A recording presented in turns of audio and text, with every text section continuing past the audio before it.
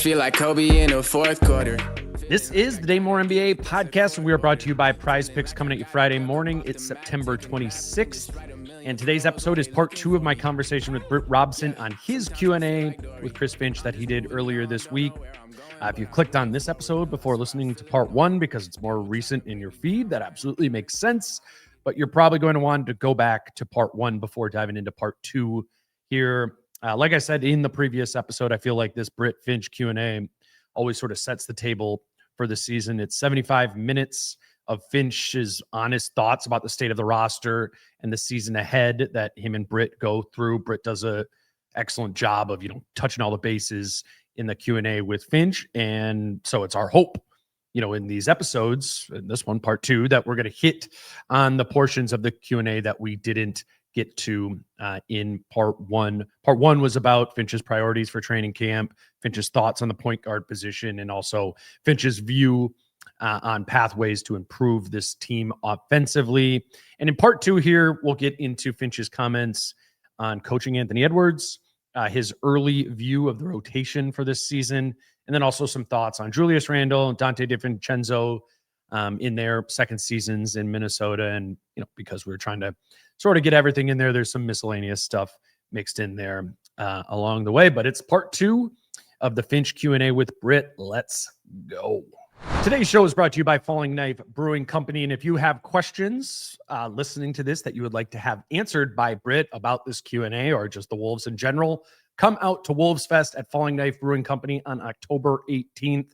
Britt, Kyle, and I will be doing a live show as part of Wolves Fest from 5 to 6, maybe 6:30 p.m. that night. It'll be, one big final season preview pod or whatever before the Wolves season gets underway. And we'll be sure to leave plenty of time for anyone in attendance to grab a mic and ask us a question there. Wolves Fest, it's always a blast. It actually goes from 3 p.m. to 9 p.m. that Saturday. We'll be there the whole time hanging out. The pod is just from 5 to 6 there. A bunch of Wolves themed pop-ups, bunch of gear, art, all those sort of things. And like I've been saying, the Nas Reed tattoo guy, Pack Tats, will be there. So sure, get a Nas Reed tat at Wolves Fest. Why not? We'll also be releasing our new beer in partnership with Falling Knife. It's called Second Apron. Just mark it all down. We'd love to see you there. If you can make it October 18th, 3 to 9 p.m., Wolves Fest at Falling Knife Brewing Company. That's Falling Knife Brewing Company in Northeast Minneapolis.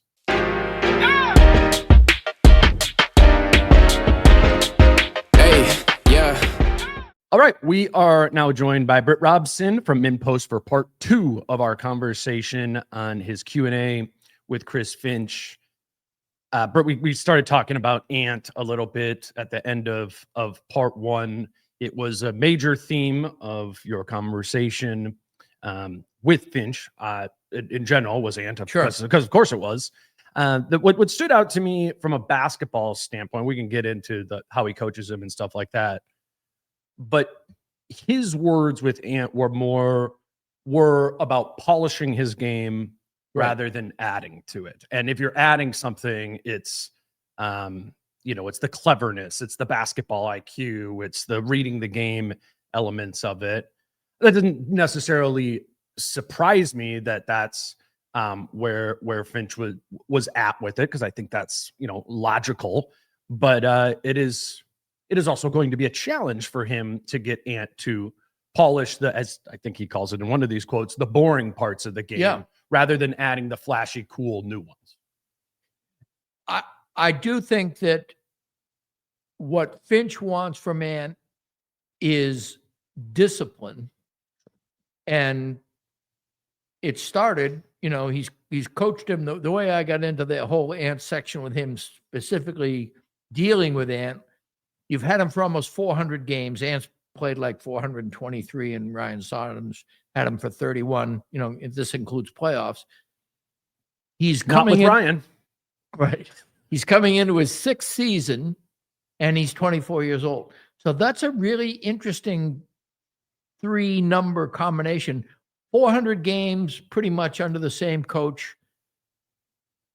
5 full seasons going into his 6th season, and 24 years old, no longer a kid, but not in his prime yet, at least according to most metrics, even though athletic superstars do generally start to evince their prime years like 24, 25, 26, but it's a longer prime then.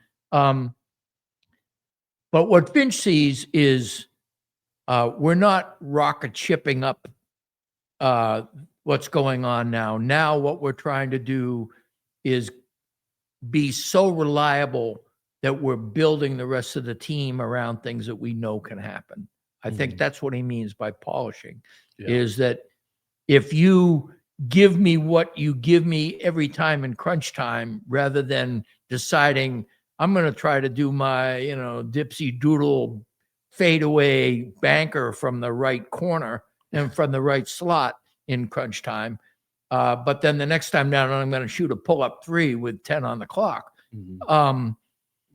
That lack of continuity hurts the way this team knows it can play in crunch time. There's less predictability, and there's less to be able to have a foundation to work off of.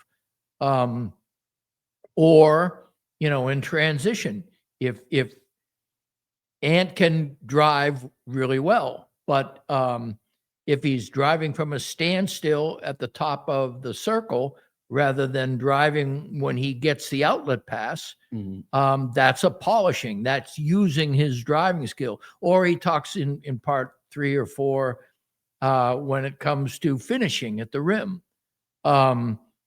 hit first mentality. Ant has used his athleticism to avoid contact rather than greet contact. These are all ways that you take the raw materials that have already proven themselves to be really, really good and tweak them in a manner that follows the way the basketball is going, follows the way your team can adjust to what you're doing, and provides a reliability and a sustainability that turns you into a genuine superstar. I think when you're just listing some of those things, one thing that came to my mind was the playoffs last year, and the Wolves would run a screen, and 2 guys would wind up on Ant, right? And kind of leave Rudy to roll down there, or maybe it wasn't Rudy setting the screen, but 2 guys would move to Ant, and so what would Finch always say? Make the simple play, and Ant in the playoffs did, especially in the first rounds, even against Oklahoma City sometimes. But if you go back and watch those, it is like extremely rudimentary. Like, take a dribble, screen comes, take a dribble to my right, 2 defenders show. It's like he can hear Finch in his head and the gears turning of like, turn, okay, pass to Julius, who is now popped out for this 3 here. It's like circumscribed. It's not manipulative. Right. And that's what I think is like, once one understands that making the easy play is profitable, then he can manipulate situations to make more of the easy plays for his teammates. And then I think in turn that will make it for himself, because if he can do that enough, he can turn the other teams off from putting 2 on the ball on him 27 feet away from the basket. And now you're seeing 2 bodies less often, and you're Anthony Edwards, and you could score against 1 body or 1.5 and you have more energy to do it because you're not going through 2 guys. When you were talking about that being rudimentary, a crazy thing popped into my mind. The one time that doesn't happen is when he passes to Jaden McDaniels. For whatever reason, the passes to Jaden McDaniels are always more innovative. They're, we found. No, it's because you're looking for it. That's what it is. That's what I'm talking about. Like, it's thinking. It's like, I want to get Jaden off. So if I go here, Jaden's man will come here, and I'm going to get it to him. I don't know how many other players. I do think him and Julius got a little bit more. Little bit. Yeah. The playoffs for sure. I mean, those numbers we talked about. But it is incredible how often it's a good point. He finds Jaden McDaniels wide open, and it's not the classic Ant pass. Right. Oftentimes it's like a skip pass or a pass where he's almost like going to do the thing he always does, and all of a sudden he goes to Jaden instead. He's thinking about step 4 before step 2, and oftentimes he doesn't even get to step 2. That's it. Right. Yeah, that is a good example. best and toughest things about coaching Ant. Right. You asked. That's the Finch Barbara about. Walters question. Yeah. That's the Barbara Walters. It was good. I'm just giving you a hard time. What he started with his answer with the tough things about it. Right. He What wanted stood to out take to you that there? first. He said, and this is absolutely correct, that it's also a great way to criticize without individualizing it. Right. That like all great players, Ann has a stubborn streak. And if you tell him he can't do something, rather than saying, okay, well, then I better do something else. Right. He wants to prove to you, yes, he can do it. Damn it. Sure. And so it's almost counterintuitive to say, don't do that. Yeah.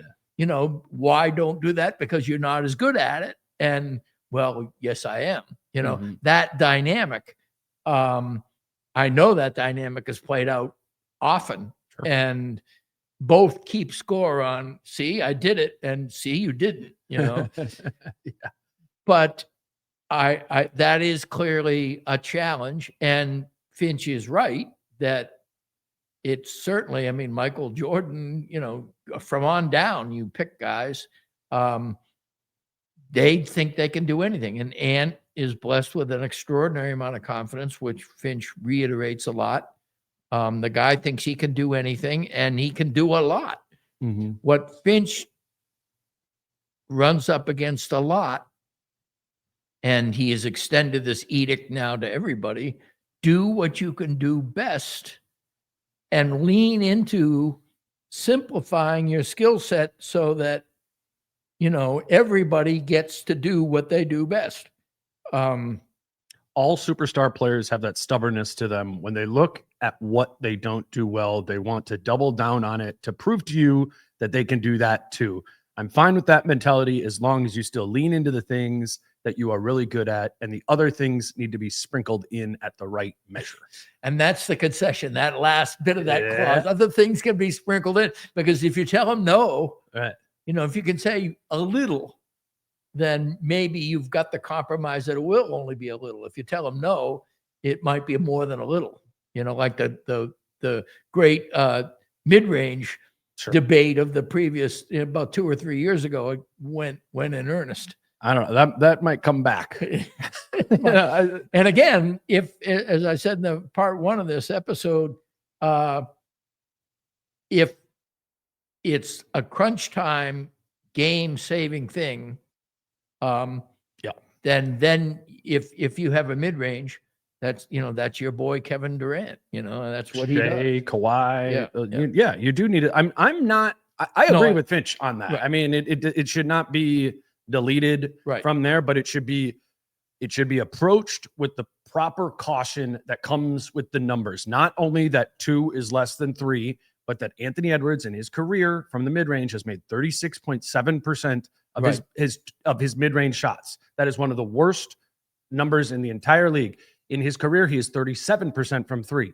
He makes more threes than he makes 2s. And last year it was, for a long time until he ran out of gas. I think he was way up there, like 39-40 for 40. A lot. Yeah, I think it finished at like 39-9 or something like that. It was and so that's what Finch is saying. It's like, sure, sprinkle it in. You better still be taking 11 threes a game, because you make 40% of those, and they're tough ones, And in tandem with that, as we mentioned in part 1, he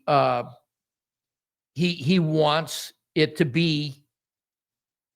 He knows he has to give him things. That's one of the other negative things about it is, even if I don't agree with you, I've got to keep.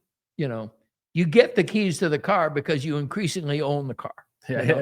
Which is, he said, is a tough thing with age with stars. He was with James Harden in Houston, and over Anthony time, Davis, right?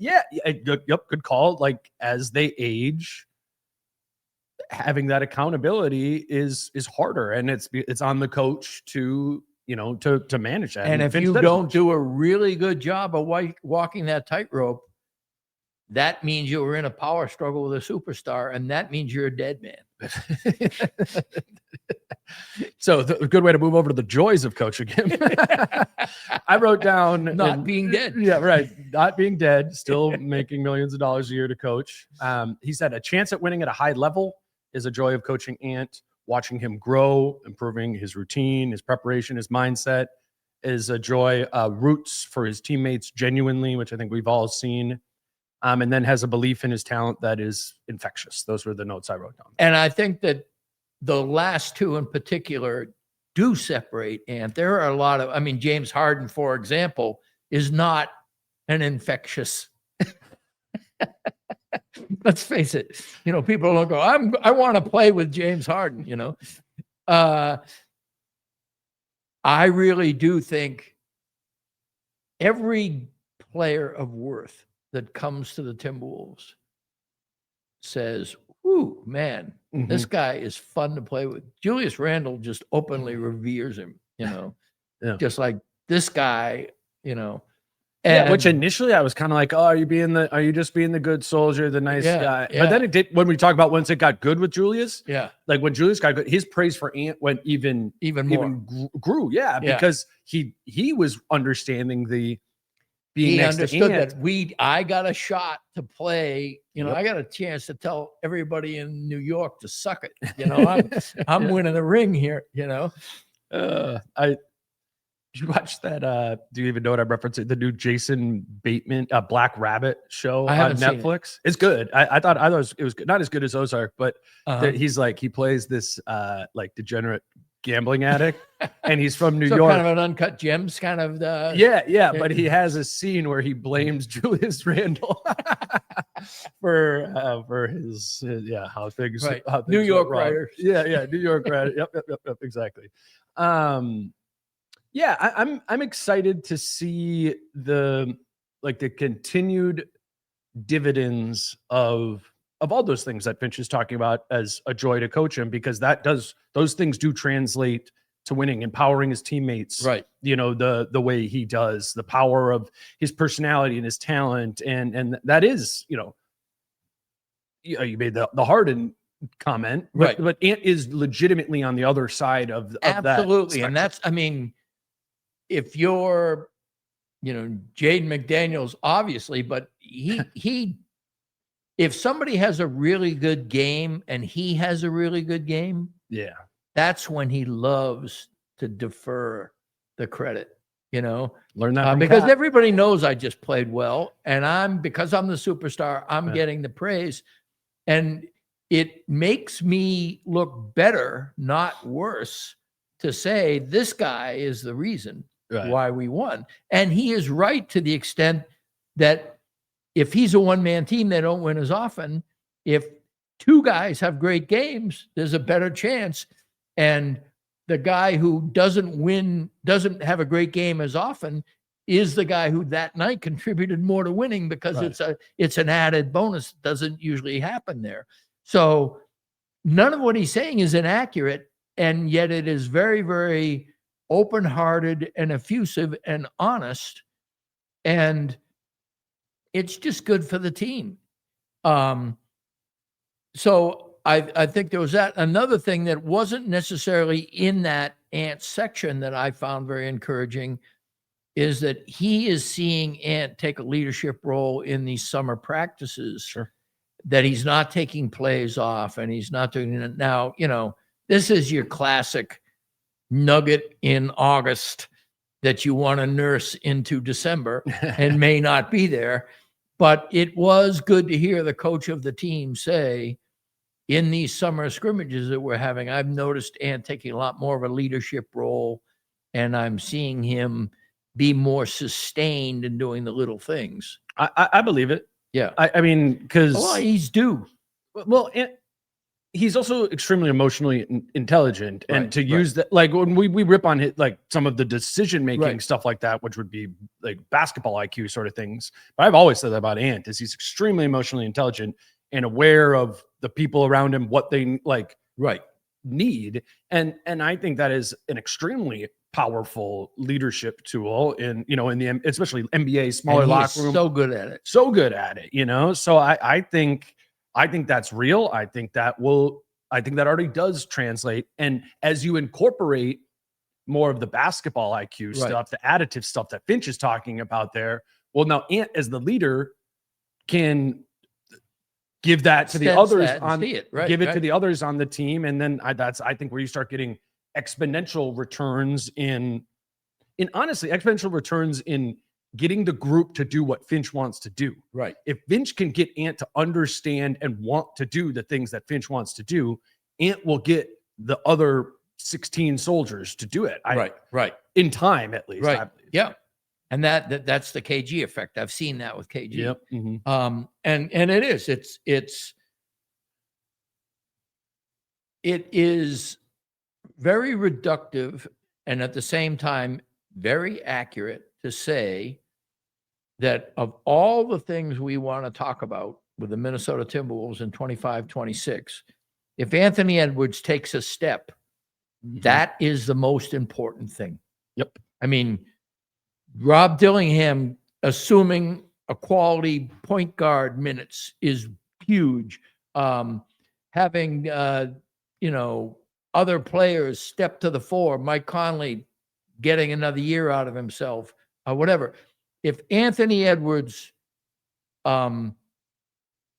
is a top 2 or 3 MVP guy this year, then a team that's already gone to the Western Conference Finals a couple of times is going to be really fearsome. Yep, I'm on that too. It is reductive. It is also true. I think that is where for breaking through this proverbial glass. I mean, because it's a hell of a glass ceiling because it's way up. It's a cathedral ceiling with glass on it. But if you get through there, you're up at the top. So, the finals and the champion are the 2 steps remaining. And frankly, I thought 24-25 was a remarkably chimerical.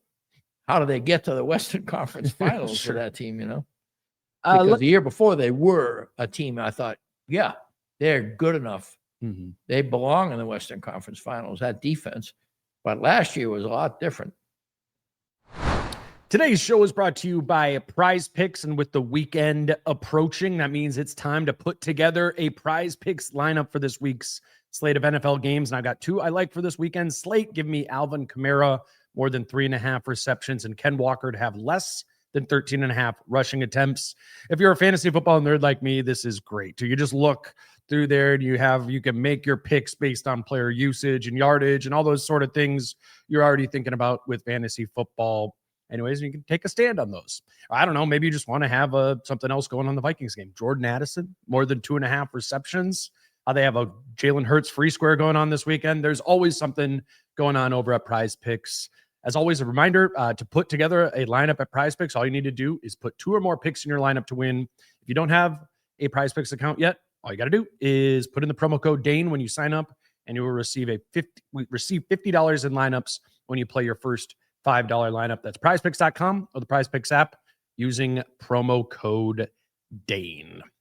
Today's show is also brought to you by Adriana Lonick at Coldwell Banker Realty. And if it is time to start buying or selling your home, you need to go to thedancingrealtor.com, or you can call or text Adriana at 715-304-9920 to book a free strategy session. Look, I know not all of you are trying to buy or sell a home, but many of you have with Adriana. So we're, as always, just keeping this on your mind. If you're buying or selling, set up a free consultation with Adriana to get the ball rolling and figure out what it is that you need to do to make this happen. The perk, as always, that we have is you sign up for one of these free consultations and we'll enter you to win some free Wolves tickets. Again, dancingrealtor.com is her website, or you can call or text her at 715-304-9920 to book that free strategy session. Like I said, mention this podcast, get entered to win free Timberwolves tickets when you book that free consultation. Let's move over to the rotation. That is something you talked about with him too. He said he wants to play 10 guys, and he goes into detail about how hard that will be to do. The big man minutes are spoken for the large part. Yeah, that was a start there. Well, it is, everybody knows how much I like Chris Finch. It is funny to hear him talk about rotations because all of a sudden everybody, Baron J is going to get minutes. Well, Okay. That's going to be fun. We're going to have to be intentional about it. You're going to have to intentionally sit some guy you don't want to sit down. So Baron J will get you minutes.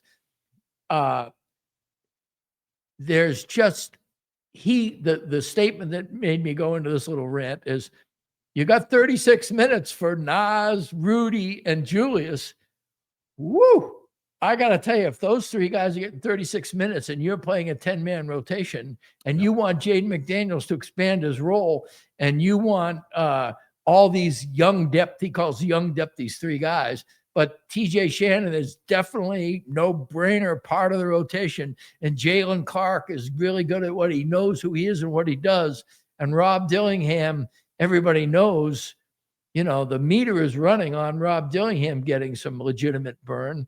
That's a lot of, you're trying to pour 40 liters into 20 liters. And you're trying to pour 108 minutes. That's 36 times 3 into 96 minutes at the 4 and 5. Yeah. It doesn't fit, and then I know you kind of mentioned Nas at the 3 and stuff like that, but it's already overflowing. That bumps Jaden somewhere. Yeah. Which I'm sure he does want to play Jaden at the 4 more. Jaden is more apt to play the 4 than he was earlier in his career, where he was frailer and all of those sort of things. And he also wants Jaden to be a playmaker, and he also wants Jaden probably to be a wing stopper. Although when I said which of the two, Jaden said Swiss Army knife or wing stopper, which would you rather be? I asked him that at the end of last year, and he said Swiss Army knife. Jaden said that. Yeah. Jaden said that. So I said that to Finch during the interview, and he said, I agree with him. I thought, whoa, okay. Well, that's on the record now. Yeah. Well, but that is an idea that we've talked about too. It's a little simplistic. And it is another one of those things that Finch is tickled by thinking about. Sure.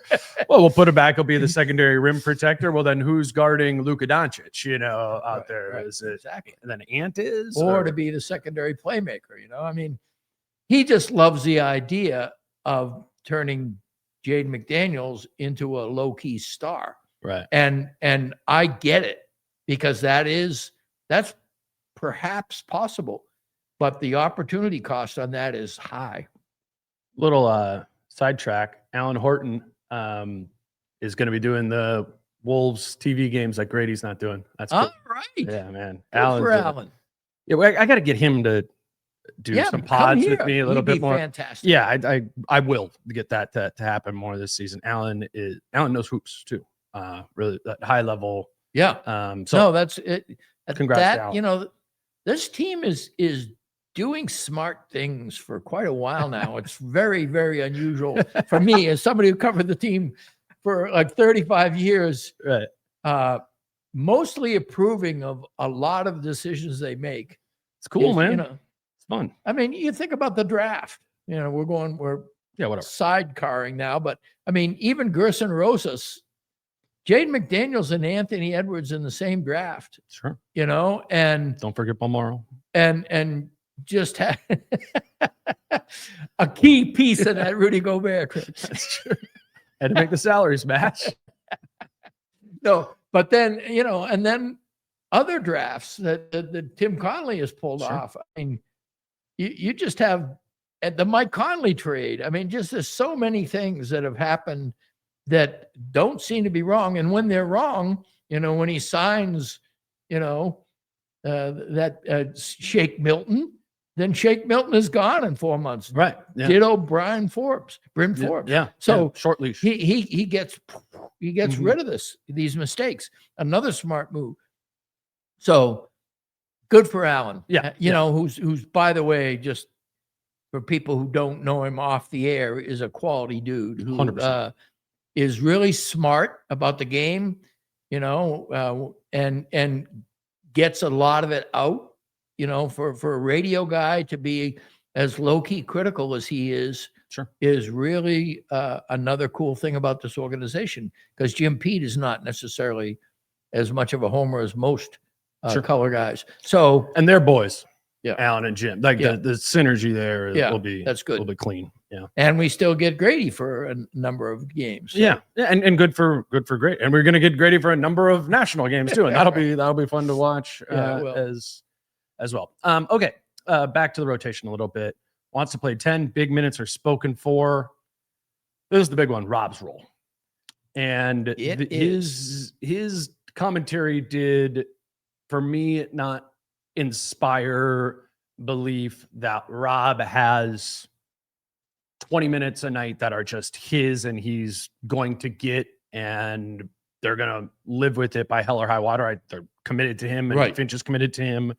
But yeah, it makes sense too that the Wolves are at a place where they're contending for a championship, and vast majority of the time, rookie point guards or even young in their career point guards are negative in terms of their impact on winning. They have negative net ratings, meaning the other team outscores them when that player is on the floor. And they need Rob, but they don't need Rob either. They don't have to play him for 24 minutes a night, is what it seemed like was Finch's sense here.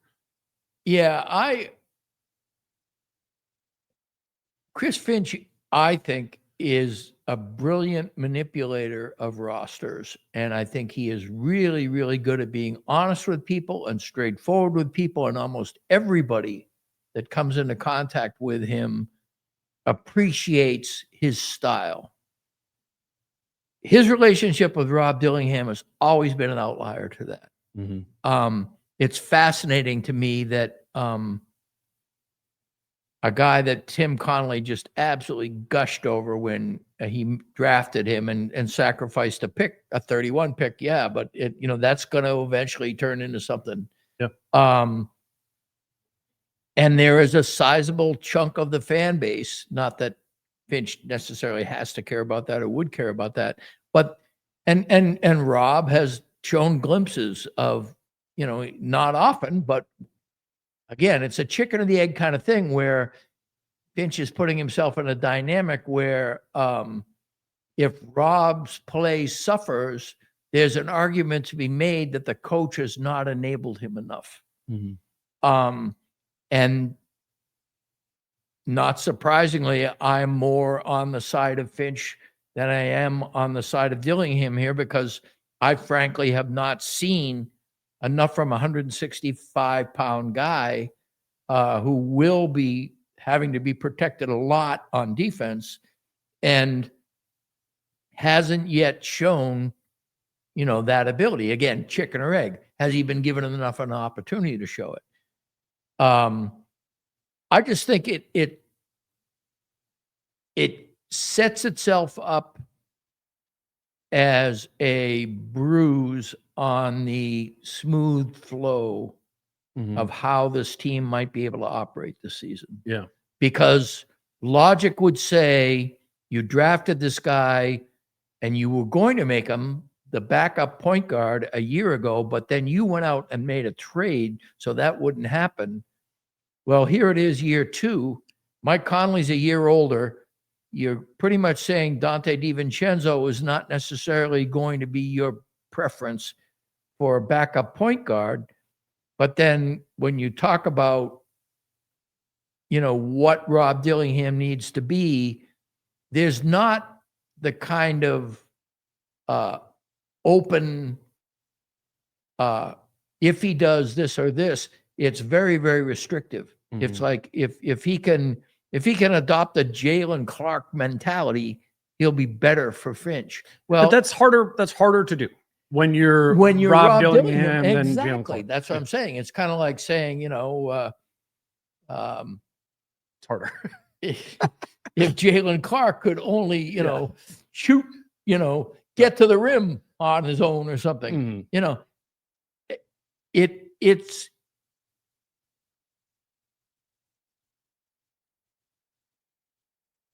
Finch's attitude toward Julius Randle and what I, reading between the lines, think Tim Connolly's attitude toward Julius Randle I think that was a difference of opinion between those two guys who are always like right together. I think Rob Dillingham is another example of that. I think that and you can have a difference of opinion without it being a problematic difference of opinion. And I think they've worked really hard Yeah. to make that seem like that's the case. But this is threatening to become an issue. Yeah. And Finch is not a fool. He knows the risks of not being totally sunshine on Rob Dillingham right now.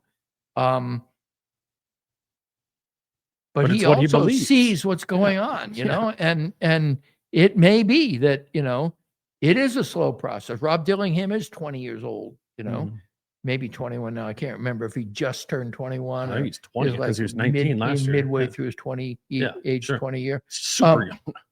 Super young still. I mean, it's... And has an undeniable flash, has an NBA first step, no doubt about it. He can get by most any defender in the NBA. You know, it's an interesting situation. The Dillingham conversation, when I started talking about Mike Conley at point guard, and then I went to Donte DiVincenzo, I was going to go to Rob Dillingham, but as it turned out, we talked about Donte not finishing at the rim very well, and we just got through talking about Mike Conley not finishing at the rim very well, and we went down this basically fundamentals rabbit hole of we're not finishing, we have a new program for that, and then that got into transition, and that got into, you know, end of game situations, and we got around to Rob Dillingham only after I brought it up again. There was an instance, I mean, there were times when Julius Randle was brought up as a solution when he wasn't part of the conversation. Finch could have brought up Dillingham a few times, particularly in that point guard talk. That's a big thing for us to highlight, Britt, is like, and I think there are strong arguments to be that are out there about them needing a traditional point guard and traditional point guard play. I've read good articles on that, listen to people talk about that. And I hear that. I hear some of that. I just think from listening to, reading what Finch is saying here, covering this team for a while, and understanding his relationship with Julius Randle, is he views Julius Randle and Anthony Edwards as the point guards and will play the team as such, especially when Mike Conley is not on the floor. He said in a direct quote to you that Donte DiVincenzo, he prefers for him to be off ball. He said in a quote to you that Rob needs to embrace being off ball. This isn't there. There's a 0% shift. I think at any point during a 0% chance that there will be a shift during the season where it's like, okay, Rob is the guy who is running the offense. Even when he's out there, it's going to be unless Rob proves himself. And I don't know. I mean, that's a long still shot. think Finch's priority will be to use Randle as a hub of the offense, and obviously Ant as a high pick and roll, spread pick and roll type player. And that will feel like where the offense is initiated from a lot more than anywhere else. I get what you're saying. And I'm not arguing. I am in the middle of, I'm in territory I'm not comfortable with right now, because I don't want to pretend. It isn't even gossip. It is speculation without foundation other than logic to me. But Tim Connolly had a chance to draft a point guard this year, and he drafted a 19-year-old center. I mean, he thinks that Rob Dillingham is the point guard of the future. Yeah. And he's the Pobo, you know. I think Finch does too, but I think Finch thinks Mike Conley is still on the team right now, and Julius Randle and Anthony Edwards. But I think that you need to ramp up. You need. Agreed. Yeah. You know, I mean, and that's what is interesting to me. It is. Well, it's the question of what does the ramp up look like? Right. And he said to you, pace, paint, play make. Right. That's the ramp up for Rob. Those are the things to do. Sure, scoring. Rob's naturally going to score. He's a good shooter. Right. He's going to be able to make tough shots. He's going to be able to make floaters. He's going to be able to do those things. But that's what he said to you. Pace, paint, playmaking. Yep. You know, and those are the things that they need to. And it is a template. Yeah, it's what he wants. And I mean, when he talked about TJ Shannon and Jalen Clark, he said they've already got the first template of what you need in player development. Player development, the first important step is knowing what you're good at and doing it. Well, there were three guys in that youth depth argument or that youth depth category he uses. And two of them are TJ Shannon and Jalen Clark. And the other one is Rob Dillingham. And he was conspicuously absent in the knows what he can do. I think that whatever is going on there, Finch thinks that Dillingham needs to have a better grasp, a better self-awareness of what he can do and not regard it as just what the team wants. Mm-hmm. And that is a buy-in that is a tough buy-in. So that's going to be a low-key drama this year. I think it is. Let's move over a little quicker now to a couple of other things on here. Julius Randle was a big piece of the conversation, as he's a big piece of the team.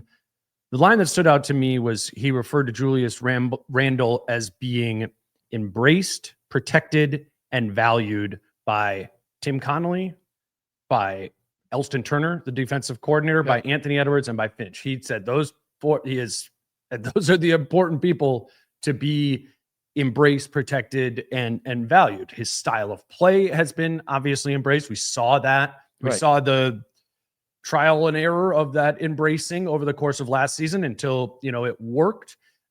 He's protected now with the contract, and the contract signals that they value him as, a player who has some, fringe all-star upside, even in the Western Conference here. So, gone are the days where we're thinking about non-Julius futures, something I basically wrote many columns about, I was, if I had a discordant take on the Wolves through much of the 24-25 season, the vast majority of the time, Julius Randle was in the middle of it, so you weren't alone.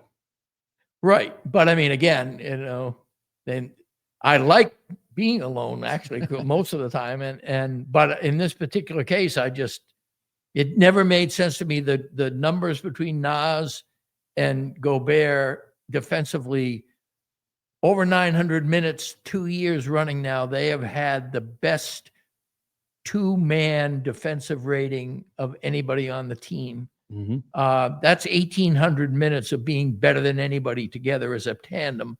And I kept saying, bring him off the bench, so on and so forth. And what he said in the interview is, two-time All-NBA player, sixth man of the year is not something he wanted. That's what he said. That's what he said. And that I really appreciate his honesty. I also appreciate the fact that as a coach, he was not ever going to throw Julius Randle under the bus. And it was remarkable how tenacious he was about keeping Julius in the fold. And I thought one of his best moments in our 75 minutes together was saying, I did not think we could be the team we needed to be without Julius on board. And they went to the Western Conference Finals. And so he's right. Whatever anybody wants to say, he's he also right. said to you, I get the counter arguments. He said that. He did. Well, and I'm the one that said you writers like me, so you had to, and he got a nice laugh out of that because, it was mea culpa for me. I was wrong about that. It remains to be seen whether or not this can sustain, and Julius Randle remains as valuable. There's not any reason to think it won't be. And when I asked him, do you think you can get the same kind of buy-in, especially on defense? He was like, well, yeah, of course I do. He's got a contract now and we've seen what he can do. And that's the flip side of it is I did all this work to get this guy to where we need to be. That was not a temporary investment. Right. I don't think it becomes at all like problematic from a roster construction standpoint if we acknowledge that like this is the Nas role. He's the sixth man and he still plays 30 some minutes a night. The only other obstruction I see Randle's presence potentially having is getting in the way of leaning into Rob Dillingham being a primary initiator of this team down the line. Right. I think we know Rob's not ready for that right now, but what if Rob has an incredible 12 months, the high end. Absolutely. And also if Jaden McDaniels fulfills Finch's desire to be a great secondary playmaker, well, there's no reason he can't do that in the first unit as well as the second unit. Yeah, that's the only argument, like and there's still holdouts out there of anti-Randle, in a major way. Oh yeah. Those are the arguments, or the most cogent ones, are that maybe this is getting in the way of Jaden finding another level, or Rob won't have an opportunity to be the best, version of himself. But I think in the grand scheme of things, and maybe the more immediate scheme of things with this team trying to go win a championship this year, that's a opportunity cost they're willing to incur. And it should be noted that Finch laid his marker on Randle a few times in the interview in ways where he said, end of game situations, hey, Julius in the low block is a place, and Donte and Julius is a combination we can go to. And talking about in transition, getting Julius going rather than having him defer. He definitely plans on Julius Randle once again. And, this is not news, but being the second highest usage guy on the team and having it be by far, and having him be the second guy.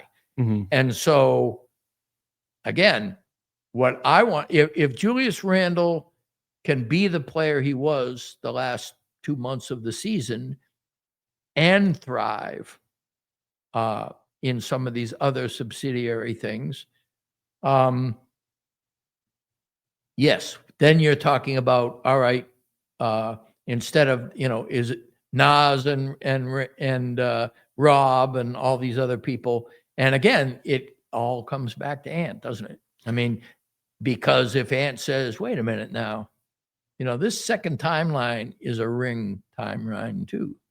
And we got to get going on that ring timeline, I don't feel like that feels that imminent. Huh? Yeah. He does have the power to say that. It's premature. I'm not saying he'll do that this year, Mm-hmm. but I am saying that he loves him some Jaden McDaniels and Nas Reed. Sure. Mm-hmm. And if Rob, he likes, their numbers, by the way, 119 minutes, incredibly low sample size, but they were like +9 when they were on the court together. Because Rob was being played at times that made sense. The other, Reed Shepherd was out there, another small player. There weren't and that is all included, because I do want to give Chris Finch put Rob Dillingham in positions for him to succeed. Mm-hmm. It just wasn't very much. He thought that there would be those situations, but he flat out said, I put him out there with Rudy because, Rudy is he's the vacuum cleaner of defensive problems. And those guys should be able to be good on offense together too. There should be some synergy. Absolutely. Between Rob and that's one of the Rudy. things he says. Yeah. And I kind of pushed him in that direction, but because I said he's kind of starstruck by playing with Ant. He defers to Ant a lot. And Finch picked up on that and said he needs to start looking for Rudy and do some more stuff. But I do think that Ant and Dillingham, if that becomes a thing, and Nas and Jaden and everybody, then you're starting to get this whole idea that Matt Lloyd was talking about, is we've got a really good young player to all 5 positions. Sure. Berenguer comes along, and the next thing you know, Julius Randle and Rudy Gobert are not as central to the drama. Now, obviously, this is not. I don't know if that's going to be all of a sudden. This is not 25, 26. Yeah. We're looking at maybe at 28, 29 or something. But it's a tricky part of building a long-term contender. It's impressive as hell if it works. Yeah, exactly. I mean, if you got back-to-back Western Conference finalists and an incredibly attractive young team coming together at the same time. I mean, that more than anything has got me on the Tim Connolly bandwagon. Today's show is brought to you by Skims. Skims you've heard of in the women's space. They're in the men's space. I've been telling you about it. They are specifically in the men's underwear space. Haha, that sounds funny. But like I've said before, these are so comfortable. They are the type of underwear that you can wear to the gym and you can wear at home and be comfortable. I have the stretch 5-inch boxer briefs, and they work just like workout shorts that I've worn in the past when I was playing basketball or going on runs. They're just significantly more comfortable. And that's what's unique about them, is they work at home and they work at the gym. I don't think you were doing that with your compression shorts before. I think you should try and find a pair that works for you. Like I said, the stretch 5-inch boxer briefs fit me. Be more comfortable. Shop Skims Men's at skims.com and at Skims stores. Let them know we sent you. After you place your order, select podcast in the survey and select our show in the drop-down menu that follows. Today's show is also brought to you by BetterHelp. We've all done it before. We've spent too much time talking to a friend or a bartender or a barber or a random stranger for life advice of something we're trying to work through in our life. And as fun as they may be to talk with about everyday topics, when you're looking for help about relationships, anxiety, depression, or other clinical issues, those people probably don't have all the right answers. Instead, get guidance from a credentialed therapist online with BetterHelp. BetterHelp is flexible. It's completely online, and you can pause your subscription whenever you need to and switch therapists at any time at no extra cost. And they're going to help you find the right match. BetterHelp has over 30,000 licensed therapists, and you can switch therapists at any time for no additional cost. It's easy and effective. As the largest online therapy provider in the world, BetterHelp can provide access to mental health professionals with a diverse variety of expertise. Find the one with BetterHelp. Our listeners get 10% off the first month at BetterHelp.com/DaneMoore. That's BetterHelp, HELP.com/DaneMoore. You mentioned DiVincenzo a minute ago. Let's get into him a little bit. Yeah. Your guys' conversation was kind of about what DiVincenzo was in year one versus year two, which starts at the beginning of year one. And it's right. Finch said as much as it was, basically harder for Donte to leave New York than it was for Julius. Julius's right kind of rope had played out there. Right. And for Donte, at least in his mind, it didn't seem like that's what it was. I mean, he was the big ragu in New York City, about exactly. to play with 3 of his Villanova mates. Yeah, it's all logical. He just had a kid. Yes. All makes human sense. And we saw it, Yeah. I remember, like, Donte, I feel like we all got to have a good sort of rapport with over the course of the season. I remember with that game in Iowa, the preseason. That was great. Yeah, and he was fantastic, and he was great in the locker room afterwards too. But so whenever the Wolves get like a new player, I'll try to introduce myself. I'm Dane. I'm gonna be around the team, whatever. And normally the move of a player is they're very like, oh, you're gonna be writing or talking, so they've just met you. And I remember TJ Warren stood up to introduce to greet me. I'm like, okay, yeah, you don't have to do that. I did it with Donte, and he was very wait and see. It was just very cold, you know. Yeah. I remember that the first time, and then we're going watching the game or whatever. I'm like, oh yeah, he's in freaking Iowa right now, and he's used to the bright lights. 2 weeks ago, he was like, my life had a totally different thing, but here I am. I had to be on this work trip in Iowa right now. His wife was pregnant, or just had a newborn or something like that. I do think Donte settled into that. Finch says as much to you in there. But an interesting thing that came up was he talked about there was an internal competition between Nickeil Alexander-Walker and Donte DiVincenzo. He raised that issue. I had no idea. Yeah, I didn't get the sense of that being around the team. And he made it sound like, it was worth saying. And it sounded to me like this is something as a coach I had to juggle. Yeah. Or I had to manage somehow, because he said the competition got, what is it? You have the exact quote up there? I just have the note now. That's okay. Anyway, it was something like, it's the very first thing in part 3. That's right. Don't worry about it. Anyway, essentially what he said was that, I want people to start quoting my own stories to me here. What's going on? But I would say there was probably a little too much internal competition between Nickeil and Donte last year. I think that was a natural dynamic to our team This year we don't have that. I think obviously there's comfort level with Donte being here for a year plus now. So you're talking And about? when he said this year we don't have that, he said it in a manner like that's a silver lining, even though they're going to miss Nah a lot. A silver lining in that it'll help. Donte will directly and theoretically help him not have to, do this. I feel like we should have put that together.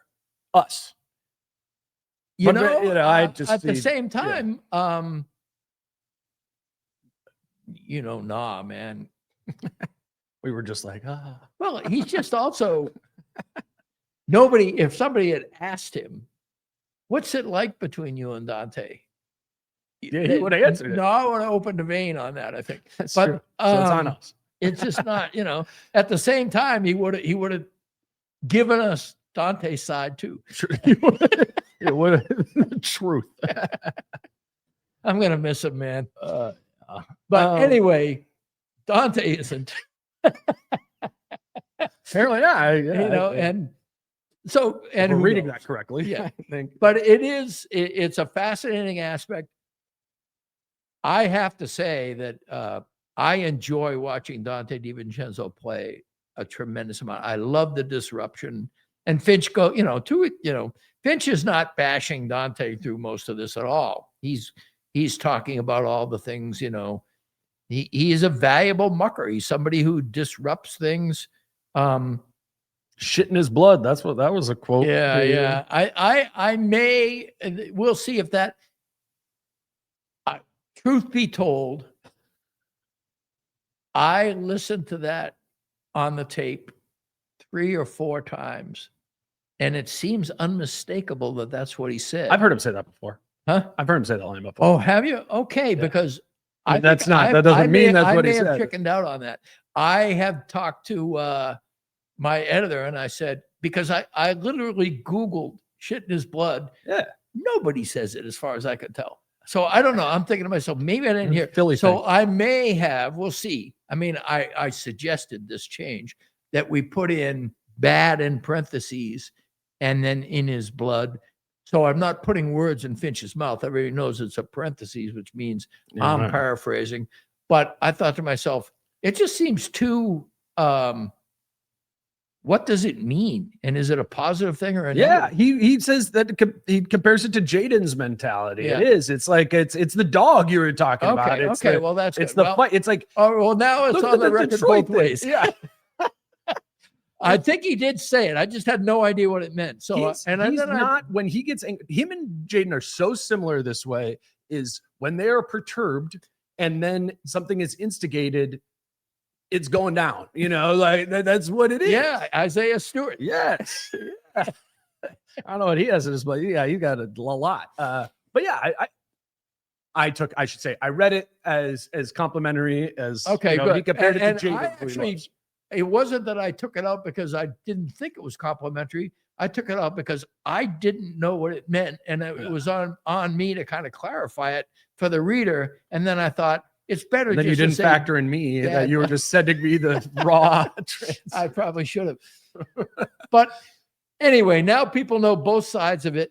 I think it was said on the tape, but I had no idea what it meant. And if he didn't say it, I didn't want to have it in there because I myself don't know what it means. So, well, we'll take it. Yeah, I took it as so. If positive. it is in there, then that is literally what I thought I heard him say. If it is bad in parentheses rather than shit in, then that was my change of the record. The only time I did it, the entire thing, by the way, of substituting something I thought Finch had said. And it was only because I had no idea what it meant. Well, I guess we'll see. Certainly stood out. Yeah, we'll see. We'll ask Finch next week.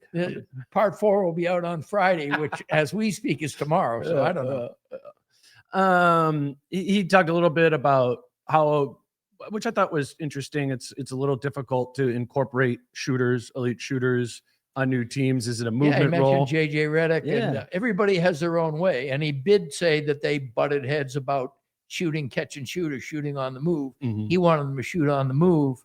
And he talked about the fact that I made the observation that Donte would rather shoot from 28 to 24, it seemed. And he took that to mean one of the reasons he did that is so he wouldn't be guarded closely. He wanted to get an open shot, and you're going to get an open shot at 28 much more than you are from 24 feet away. Right. That was, again, one of his reasons for being on the move. Don't be a catch and shoot guy. But you're right. They had, they had some things that they talked about. And I think, I don't know if Donte is a part of the final thing that I talked to him about being unhappy with, the final thing I say in the interview that I'm sure you're going to get to here is right near the end of the season. Finch said, "This has not been as enjoyable a year for me."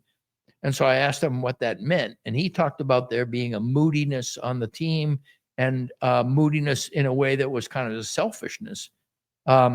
I regret the fact, it was in my notes, we're already in like over the 70th minute, that I structured it because I do want to be chronologically fidelity to the chronology of it, make the interview not be jiggled around, but it ends on kind of a sour note that,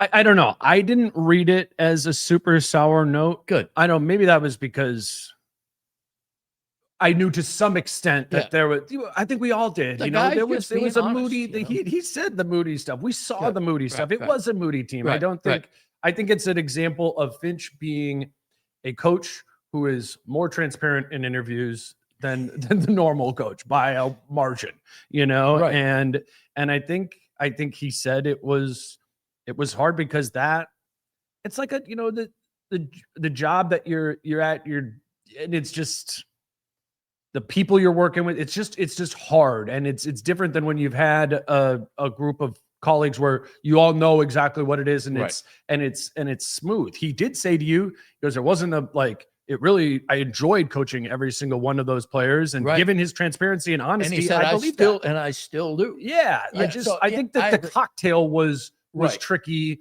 The cocktail was made late because it was right before the thing. Of course it was. And I said, was it about the trade? He said, no. And then he went on to kind of make it about the trade a little bit. Yeah. But it just is the kind of thing. It's why, frankly, I changed the shit in the blood, because this guy is like being as honest as possible. And I want to make sure that what he says is as accurate as possible. Mm-hmm. If I had thought that made any sense at all, I might have left it in. But it is the fact that they had to rejigger their entire roster right before that happened. And that one of the things I said as to why it might have been less enjoyable for him that he did buy into some was that it's harder to sustain than it is to climb. And they climbed from a first round exit to the conference finals 2 years ago. And they sustained a conference finals when it did not look like they would for a long time. And I think the fan base was restless. And if I thought the fan base was restless last year, the back-to-back Western Conference finalists, I don't know what the expectation is this year. I frankly don't expect them to be a West Conference finals. I don't. I think it's certainly possible, but I don't think it's the go-to for me. I can envision 3 or 4 teams. Okay, well, so this is the question I always ask to that of, okay, you don't think the Wolves are a team you feel confident going to the conference finals again. How many teams do you feel? Would 3 you or say 4? Who? I mean, but like. Oh, okay. I mean, OKC, obviously. Okay. Houston, I think, obviously. Denver, obviously. I think they're all really good teams. Even with Van Vliet out for the year? I don't think you can put them there. I don't know. I mean, you're putting them in like a discernible tier above the Wolves. Then. No, I'm putting them with the Wolves. That's what I'm saying. I think OKC, you couldn't see the Wolves. OKC is one team in the bracket. Yeah. All right. That means you have the Wolves being one of 3 other teams that might be in the bracket. That's not I'm expecting them to make the conference finals. Sure. Yeah, I think it's always the case where getting to the conference finals is so difficult. It's Conley often says. It's less than 50%. I would say the only team in the NBA, I need to think about the East a little bit, but I think the only team in the NBA who I would say has an over 50% chance at going back to the conference finals is the Oklahoma City Thunder. Right. Like, and the fact that you have that makes the other teams less. That's a good point. Yeah, and that drives it down. So, yeah, I don't know. And a fan base is saying to themselves, I mean, if you're binary thinkers, and I get in trouble with Wolves fans all the time about this, ring or bust mentality I detest it. I like the game. I want to see the game. I want to see how it plays out. I want to see progress, regress, however it goes. I'm following the game. I am not necessarily looking at the standings and saying this is this then until the end. And then you say, all right, see, based on the fan experience, I think 2 years ago, they were climbing. It was a dominant defense all the time. Rudy Gobert in full flower with a great supporting cast.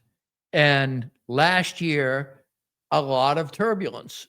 Did not look at all. I mean, I think they were a 500 team halfway through the season. Oh, for sure. Yeah. And so, and then you're thinking, okay, a lot of, and my go-to remedy for that was getting rid of people, getting rid of Julius Randle or something like that. So I think every season is its own thing. And I think that teams that bank on, past success, the variables, I mean, if you are a juggernaut like OKC, who I was loving 2 years ago, as a team that I thought was going to go someplace, and they have done everything right since then. I mean, Hartenstein and Caruso, are you kidding me? So I am not hating on the Wolves season upcoming. In fact, I'm really looking forward to it for a lot of reasons. One is they've got 2 finals appearances in their pocket. How do they respond? That is a tall order. That's a high bar being set. And we've got the 2 timeline thing, and we've got Mike Conley, Rudy Gobert, Julius Randle, 3/5 of your starting lineup there. Sure. There's some great dynamics happening. And that's why I love the game. If the Wolves finish 6th and lose in the first round, I may still have as good a time as if they go to the Western Conference Finals again. I think in setting, okay, I pulled this back up, and the first one where they're talking about continuity and growth, and Finch just starts listing stuff off. He goes, can Jaden McDaniels take another step forward? What does the depth of our young players prove to be? How consistent can they be at a high level? The chemistry between Julius, Rudy, Ant taking another step, particularly when it comes to closing games. That is what, 4 or 5 things I just mentioned. If we hit 75% of those things, I think we are a much better team. Right. And I think that needs to be fulfilled to get to the conference finals. I think it greatly increases the chances, but I also think that all can happen and they can still not make the conference. Yeah, you draw a bad opponent. It's something like that. But I think I think we're saying the same thing. We're looking at the season through this lens of you just run it back into the same team again. It's very unlikely you're going to go to the conference finals. It's my anti-binary. Yeah. I mean, that's really where a lot of this is coming from, is just because a team could be better and been back-to-back conference finals doesn't automatically say, okay, that means they're going to be in the conference finals. Seasons, lives, worlds don't work that way. And if you're expecting no less than a return to the conference finals, there is a good chance that you're not going to have much fun this year. Right.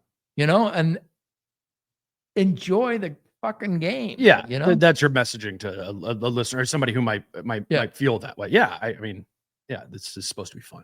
Yeah, I mean, and you know, and I lose that sometimes. We all do, you know, and you get a frustration or you get any sort of emotional attachment. Well, you know, that's part. When I get into these sparring matches with like 75 people on social media, and they're all wanting to, you know, get into that, then you know, don't come over to the YouTube comment section. Just avoid those things.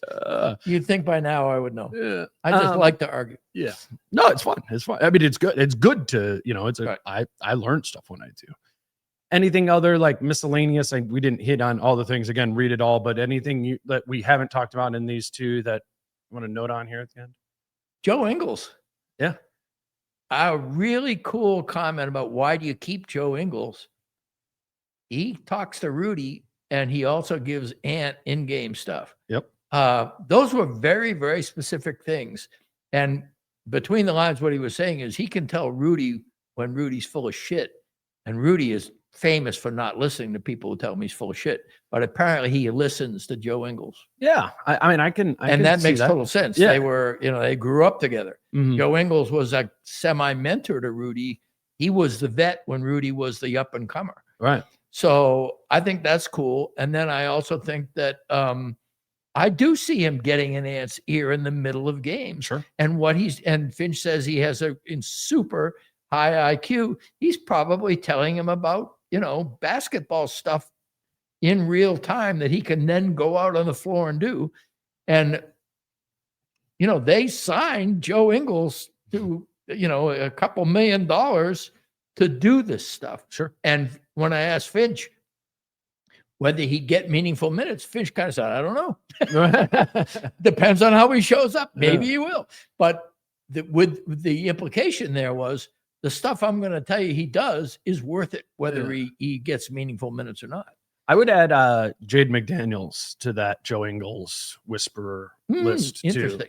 I've seen them just like one-on-one, like sort of competition, like numerous times seen that. And it's, they seem like friends, that is really good then, because Jaden is another guy who I just think keeps his own counsel. Yeah. Well, I'm thinking of one time in particular that's just like coming to my mind here. And that was the first thing that went through my head too. Yeah. Like, okay, Joe Ingles. And then it was, we were waiting at practice for like a while. And I was just watching them, and I was surprised that Jaden was as involved in it, but I think Joe, the point is, I think Joe has a special skill set in that way to be able to, you know, Finch says he's brutally honest. He can, he says things that sometimes he said he can inflame or tamp down, you know, depending, but he said that there are times when he can even be too much. Right. But it gets people's attention. It does. It's, I mean, I don't know. He wants them around. I mean, the batting watching average, him play, like, you remember watching him. I remember even watching him in Orlando playing in that playoff series. He was the Cats. such a tactician, right? Yeah, and he hits people. He just literally slaps people all the time on the. But when he got bad on defense, there was more of that. Could not guard anybody without killing them. He definitely was a butcher on defense. But what is funny is just what I've said to you before. If you watched him on the bench last year, and he was hard not to watch, he was like a coach that got to put on a uniform. Totally. Oh, and now I'm going to go talk to the ref. And now I'm going to go do this and that. I mean, he just had such a freedom of movement. Like, he would always have a cold brew in his. It looked like a beer because it was like in a can. I know, and maybe it was. Yeah. Anyway, a great guy to have on the team for that. And Monday is media day. It's going to be fun to get the Joe Ingles experience for 5 or 10 minutes. There you go. He'll say, "I'll talk to you today," and I don't plan on talking to you for 6 months. You guys, well, and he'll also he just casually, when he knows you're a member of the media, even if he doesn't know your name, he oftentimes says shit to you. He literally says, "Get out of my way," media all the time. Whenever we walk in. I think it's endearing. Maybe not completely. All right, man. I think we touched all the bases here for the most part. I mean, I highlighted probably 15, 20 quotes in this, and there's still a lot more in there to read. So I don't know. I hope you read it before listening to this, but I would just, that would, if you're listening to this weekend or something like that, take some time on Monday, with a cold brew or a beer to sit down and read some Britt and Chris Finch. It was, it sets the table for me for the season, and is it's kind of where we start spider webbing this thing out from going forward. So I appreciate you spending a lot of time here to get through all of it. And we'll reconvene next week after media day. Sounds good. Coming up next on the show will be Kyle and I will do one final show, trying to get everyone's takes here before thoughts before media day comes around. So Kyle and I will record Friday afternoon, and that will be that'll be our last episode until media day, and we will go from there. Until then, read MinnPost, Britt on his Twitter at Britt Robson, do all that. But until then, he's Britt, I'm Dane. Peace out. How I'm feeling, man, I hope it never stop, yeah. Green and hot so you can find me in the crowd, yeah. Don't let standards ever bring you down, yeah. Hope you